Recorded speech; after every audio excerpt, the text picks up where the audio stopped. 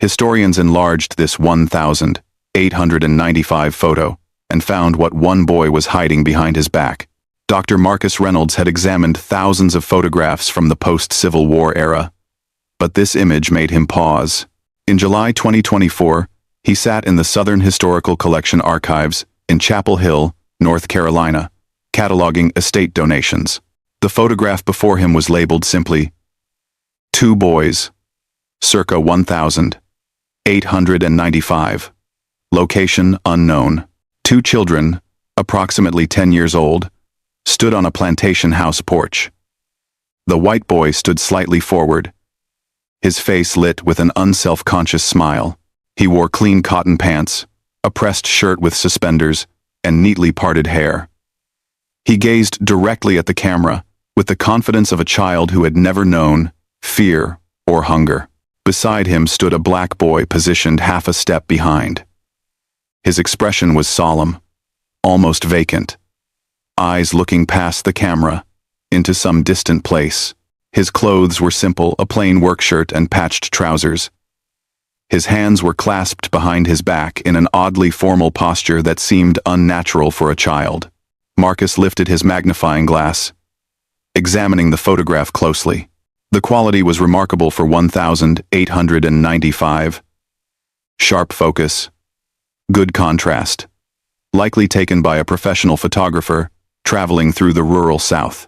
The backdrop suggested Mississippi or Alabama, judging by the architecture and the magnolia and live oak trees hanging heavy with Spanish moss. The positioning troubled him. Something in the body language, in the way the black child held himself so rigidly, hinted at something far darker than childhood friendship. Marcus had studied enough photographs from this era to recognize the subtle signs of inequality, the physical distance, the difference in clothing quality, the hierarchy implied in their posture. He turned the photograph over. On the back, in faded pencil, someone had written, "Thomas and his companion, June 1,895. Not Thomas and his friend, not even a name for the second child, just companion. Marcus felt his heartbeat quicken. After 20 years of research, he had learned to trust his instincts. This photograph was hiding something.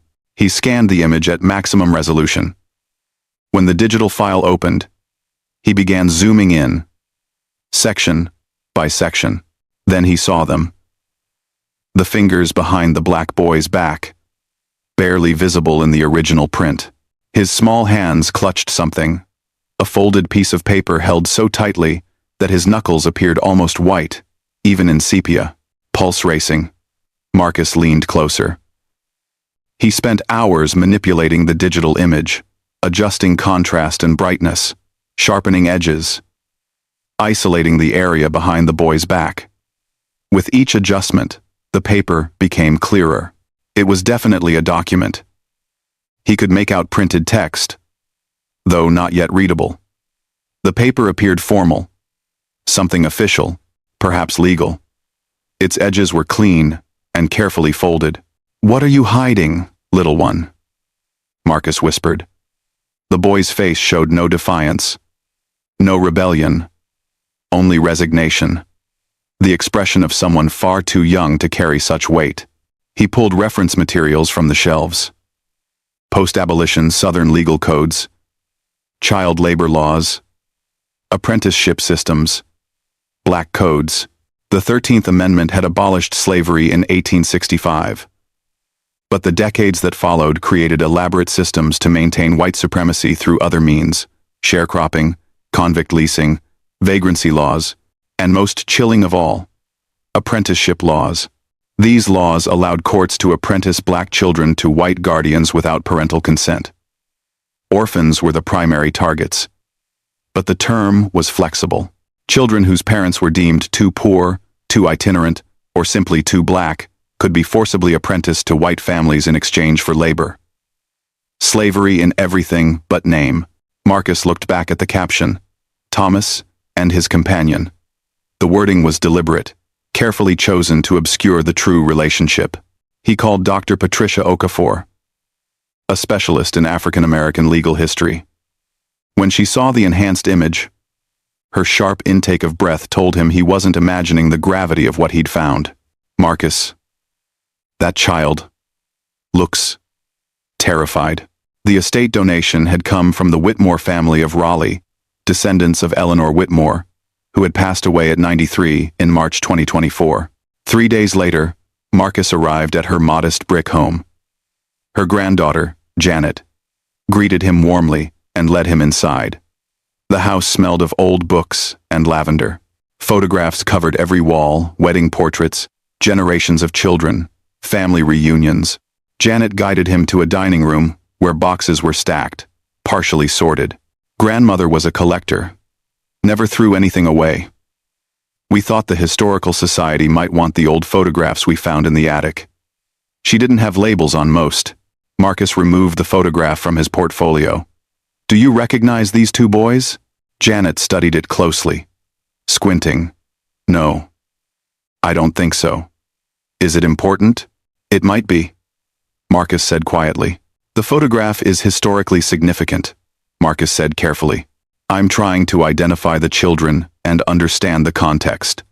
Did your grandmother ever mention anything about your family history from the 1890? Janet shook her head. Not really. She grew up in Jackson, Mississippi. Moved to North Carolina when she married my grandfather in 1955. Her maiden name was Cartwright. Big family down there. Plantation owners before the war. She said it matter-of-factly, without shame or pride, just a statement of lineage. Marcus felt his chest tighten. Cartwright? From Jackson? Yes. The family had a large property outside the city. Cotton, I think. It's all gone now. Sold off in pieces over the decades. Do you have any family documents? Letters, diaries, business records from that time period? Janet hesitated. There are some boxes we haven't gone through yet. Grandmother kept everything in the attic. Legal papers, old ledgers. We were going to throw most of it away. But if you think it's important, it could be very important, Marcus said. Would you allow me to examine them? 30 minutes later, he sat surrounded by cardboard boxes containing 5 generations of preserved detritus. Property deeds, tax records, personal correspondence. Then, in a leather portfolio at the bottom of the 3rd box, he found it.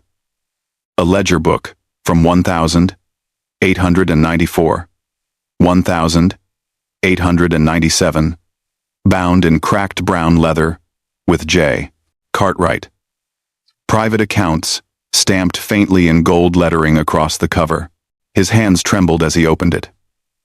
Inside were pages of meticulous handwriting, detailing purchases and expenses, fabric, tools, livestock, wages paid to workers, and then, on a page dated the 12th of April, 1895, Marcus saw an entry that made his blood run cold.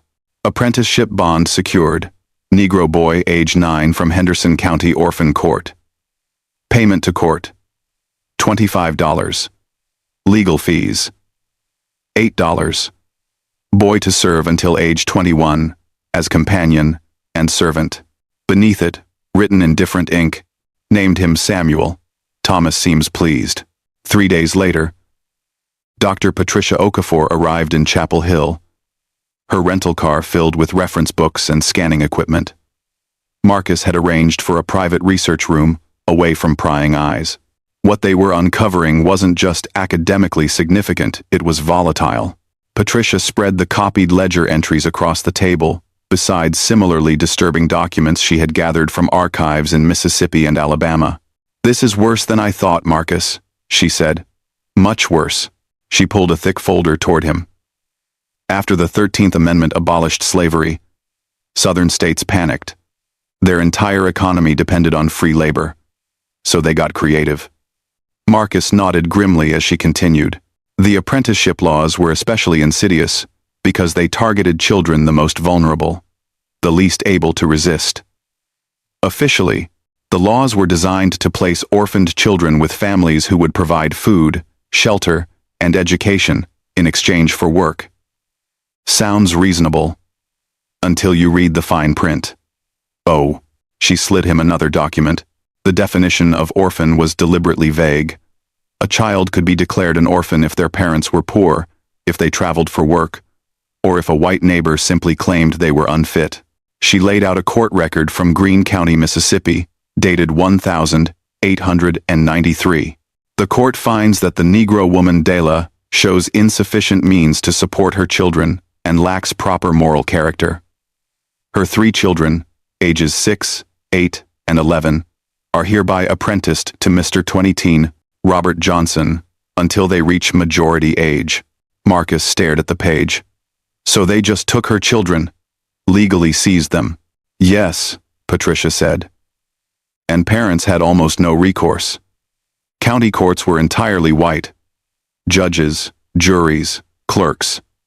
Black parents couldn't testify against white people in many jurisdictions. Even when they could, they had no money for lawyers. The system was designed to be impenetrable. She pulled out another document. And once a child was apprenticed, the master, that's the actual legal term, had almost total control. The child couldn't leave, couldn't refuse work, could be punished for disobedience. If they ran away, they were arrested, returned, and sometimes had their servitude extended. Marcus felt sick. It was slavery. It was slavery with paperwork. Patricia replied. That's what made it so effective. They could claim it was legal, even benevolent, but the reality was brutal. She unfolded a report from a Northern Missionary Society investigating Southern apprenticeship practices in 1899. Children worked from dawn until dark, field labor, domestic labor, whatever was needed. Many slept in outbuildings. Food was minimal. Beatings were common. Education? Almost non-existent. Marcus swallowed hard. And the Cartwrights paid $25 for Samuel. They purchased 12 years of his labor, Patricia said quietly. He was 9. Own. 3 weeks into their investigation, Marcus and Patricia had assembled a disturbing picture of the Cartwright plantation outside Jackson, Mississippi.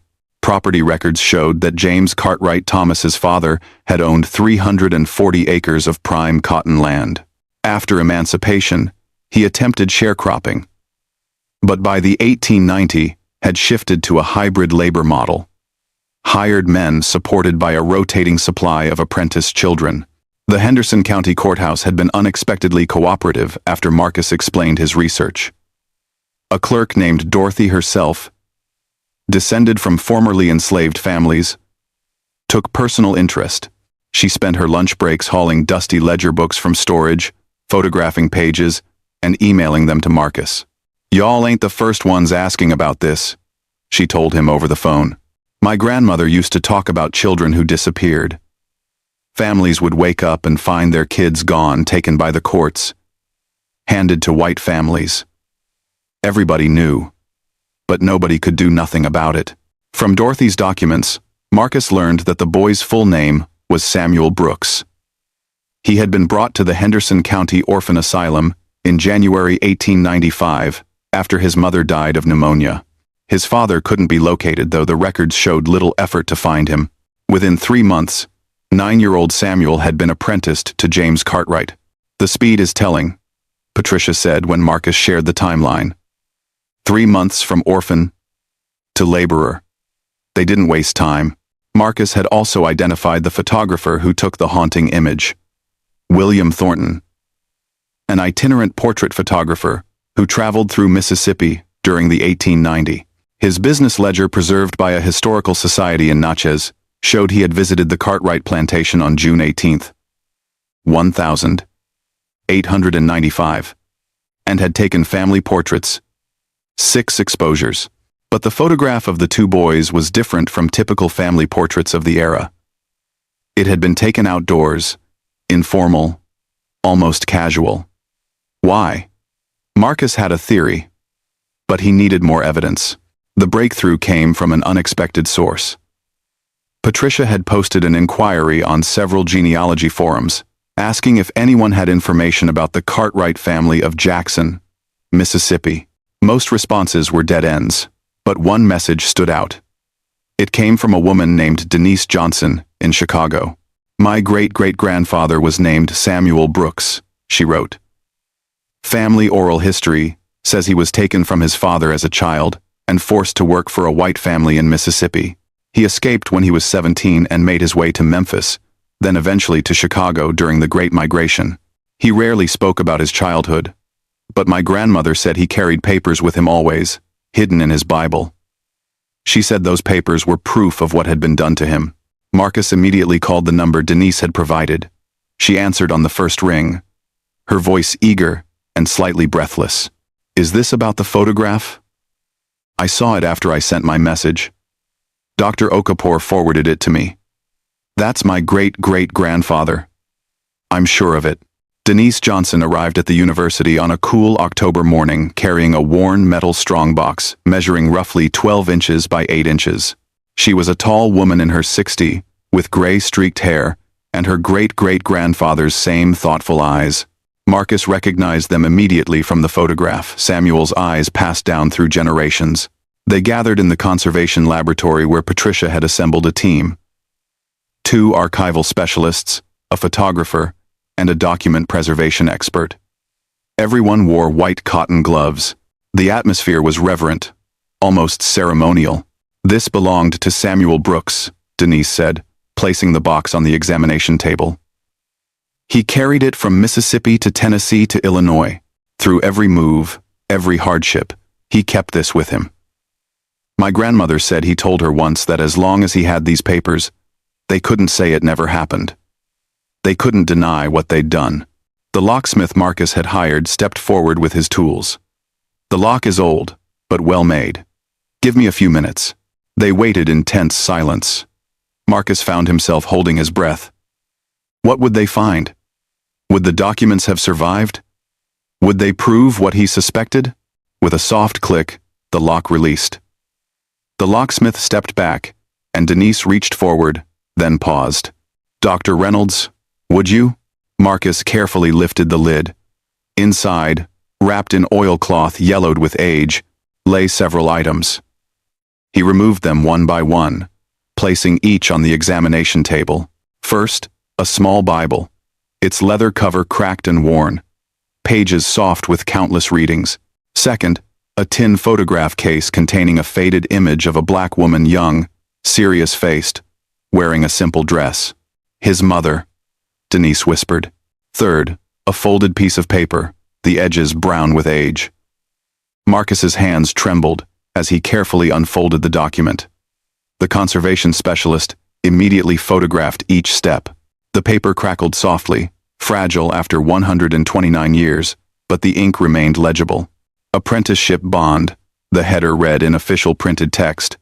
"State of Mississippi, Henderson County." Marcus read aloud, his voice steady despite the emotion churning in his chest.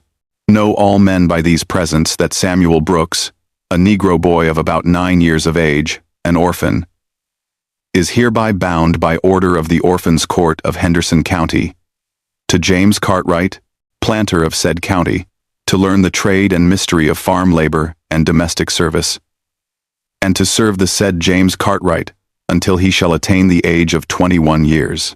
Below were 3 signatures: Judge Harrison Whitfield, James Cartwright, and a shaky, uncertain mark that read, Samuel Brooks. His mark. "They made him sign," Patricia said softly. "A 9-year-old child who had just lost his mother, alone and terrified, and they made him mark the paper that would steal the next 12 years of his life." But Marcus was looking at something else. In the margin of the document, in different ink, someone had written in small, careful letters, "Mama died February 6th. Papa lives in Memphis." Nobody looked for him. Numb. Numb. Numb. The discovery of Samuel's apprenticeship bond opened floodgates of historical inquiry. Marcus and Patricia published their initial findings in the Journal of Southern History. But they knew academic papers wouldn't be enough. The story needed to reach beyond university libraries and scholarly conferences. It needed to reach the public. They spent the next 3 months working with documentary filmmaker Jerome Washington, himself a descendant of freedmen, to create a comprehensive investigation into the post-abolition apprenticeship system. The photograph of Thomas and Samuel became the emotional centerpiece, the visual proof that slavery had continued under a different name. But Marcus knew they needed more than one story. They needed to show the scale of the system, its deliberate design, and its devastating impact on generations of black families. Working with Patricia's network of genealogists and historians across the South, they began identifying other cases. The Henderson County records alone revealed 127 black children apprenticed between 1,890 and 1,905. Not one white child appeared in those records during the same period. Similar patterns emerged in county after county across Mississippi, Alabama, Georgia, Louisiana, and South Carolina. In DeSoto County, Mississippi, they found the case of the Anderson children, 4 siblings aged 5 to 12, apprenticed to different white families after their father was arrested on vagrancy charges, and their mother was deemed incapable. The families were separated, scattered across the county, never reunited.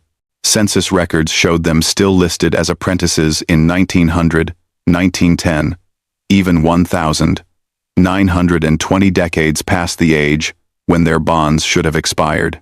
In Lowndes County, Alabama, court records documented a mother named Hannah who appeared before the judge 17 times between 1,893 and 1,897, begging for the return of her 3 daughters.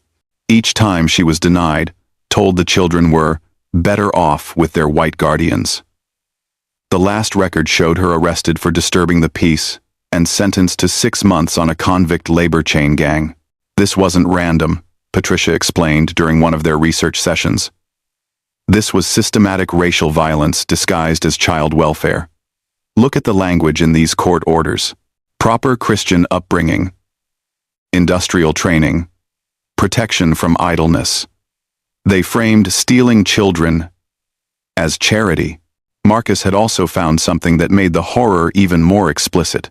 In James Cartwright's personal correspondence preserved in the same boxes Eleanor Whitmore had kept in her attic, he discovered letters between Cartwright and other plantation owners discussing the apprenticeship system openly.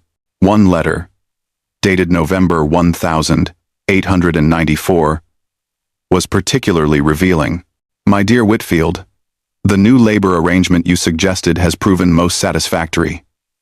The Negro boy secured through the county court costs less than a hired hand and works harder, knowing he cannot leave. Thomas finds him a useful companion, and I find him useful in all manner of tasks. I recommend you pursue similar arrangements. The courts are most accommodating to men of our standing. Listen to this, Marcus said, reading the letter to Patricia. He's not hiding what he's doing. He's proud of it. He genuinely believed he was performing a service, while simultaneously acknowledging the economic benefit. As the documentary neared completion, Marcus received an unexpected phone call. It was Janet Whitmore, Eleanor's granddaughter, the woman who had donated the photographs and documents that had started this entire investigation. Dr. Reynolds, I saw the preliminary articles about your research. I need to talk to you in person if possible. Her voice sounded strained, unsteady. Marcus agreed to meet her at a coffee shop near the university the next morning. When he arrived, Janet was already there, sitting at a corner table with a thick folder in front of her. She looked like she hadn't slept. I've been going through the rest of my grandmother's things, she began, without preamble. After you found those ledgers, I started really looking at what we had kept, not just glancing through, really reading. And I found more. She pushed the folder across the table. Inside were dozens of letters written by Eleanor Cartwright, Janet's grandmother, to her parents. During her childhood in Mississippi, my grandmother was Thomas's sister, Janet said quietly. She was 6 years old when Samuel was brought to the plantation, and she wrote about him a lot. Marcus carefully opened the folder. The first letter was dated June 1895, written in a child's careful handwriting. Dear Mama and Papa, we had our photograph made today. Thomas posed with his new companion, the colored boy Papa got for him. Thomas seems very pleased. The boy does not smile much. I wanted to be in the photograph too. But Papa said no. Your loving daughter, Eleanor. Marcus felt his chest tighten. This was written days after the photograph was taken. The same photograph where Samuel stood, holding his apprenticeship bond behind his back. There's more, Janet whispered. Keep reading. Letter after letter documented Samuel's life on the plantation through the eyes of a child. Sometimes, Eleanor was matter of fact. The colored boy Samuel helped Mama in the kitchen today. Sometimes she was curious. Samuel told me he had a mama who died. I asked why he doesn't go to school with Thomas and me. Papa said, colored boys don't need schooling. And sometimes, heartbreakingly, she noticed things no child should have to witness. Samuel was crying in the barn this afternoon. I asked why, and he said he missed his papa.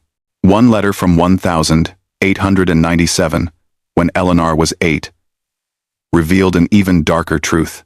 Samuel tried to run away last night. Papa's men found him on the road to Memphis. Papa was very angry. He said Samuel would be whipped for disobedience, and his service time would be extended. I asked Thomas if Samuel was like the slaves grandmama used to have before the war. Thomas said Papa explained that Samuel is not a slave, he is an apprentice, and Papa is teaching him to work properly. But Thomas doesn't have to learn to work properly, and he is the same age. I don't understand the difference. She knew, Marcus murmured. Even as a child she knew something was wrong. Janet nodded, eyes wet. The last letter about Samuel is from 1903. She writes that he disappeared in the night, and Papa was furious. The documentary premiered on a cold evening in January 2025, broadcast on PBS and major streaming platforms. Marcus and Patricia watched from the university auditorium, where they had organized a public screening followed by a panel discussion. The room was packed: historians, students, community members, journalists, and descendants of both enslaved people and enslavers. Denise Johnson sat in the front row with her extended family. Janet Whitmore sat 3 rows behind her, alone. Her face composed, but her hands clasped tightly. The screen went dark, then filled with the photograph. Thomas, smiling, young and innocent in his ignorance. Samuel beside him, solemn, hands hidden behind his back. The camera slowly zoomed in, just as Marcus had when he first examined it, revealing the paper clutched in Samuel's small hands. The narrator began. This is a photograph of 2 boys taken in Mississippi in 1895, 30 years after the abolition of slavery. One boy is free, the other is not, and the document hidden behind the second boy's back would remain unseen for 130 years until historians discovered what he had been trying to preserve. Evidence of a crime America forgot. For the next 90 minutes, the documentary laid out the evidence with devastating clarity. Samuel's apprenticeship bond was shown in full. Ledger entries revealed he had been essentially purchased. His handwritten chronicle documented years of forced labor. Eleanor's childhood letters bore witness to what was done.